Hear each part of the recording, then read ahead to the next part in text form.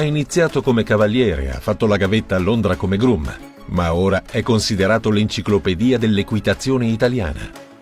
Umberto Martuscelli, giornalista e scrittore, ha presentato il suo ultimo lavoro dedicato ai fratelli Dinzeo durante l'ultima edizione di Fiera Cavalli, un'attività che lo ha impegnato per un lungo periodo. 4 anni di lavoro molto impegnativo, ma estremamente appassionante, perché grazie a questo lavoro ho potuto entrare nelle case, nelle memorie, negli archivi, negli album fotografici di tutti i più grandi campioni dell'equitazione italiana, ma direi più che altro di tutti i più grandi uomini e donne di cavalli dell'equitazione italiana. 2 libri per raccontare gli anni d'oro del salto ad ostacoli italiano.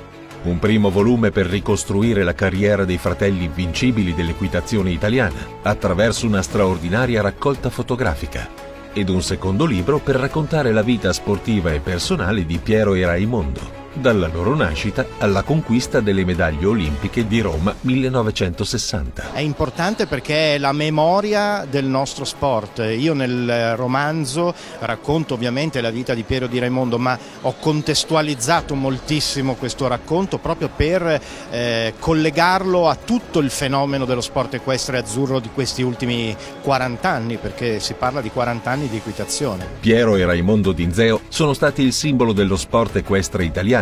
Entrambi vantano il record di 8 presenze olimpiche e una storica doppietta a Roma nelle Olimpiadi del 1960, con Raimondo oro ed il fratello maggiore Piero argento.